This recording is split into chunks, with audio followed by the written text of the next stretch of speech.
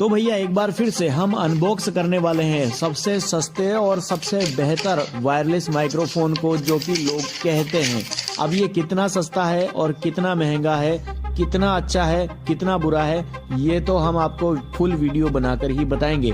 लेकिन ये आप यहाँ पर कुछ अनबॉक्सिंग वीडियोस देख सकते हैं इस वायरलेस माइक्रोफोन के। कुछ इस तरह का प्रोडक्ट हमारे सामने आता है। ये है इसका ट्रांसमीटर और इसके साथ में आता है एक रिसीवर, जो कि कुछ इस तरह का है। यहाँ पर हम इसकी पॉलिथीन को यहाँ पर हटा लेते हैं। पॉलिथीन को हटाने के बाद कुछ ये इस तरह का प्रोडक्ट हमारे सामने आता है। इसके बाद यहाँ पर इसकी जो डाटा केबल है और यहाँ पर कुछ एक्सटर्नल आइटम जो कहीं मिल जाते हैं। फाइनली ये हमारा प्रोडक्ट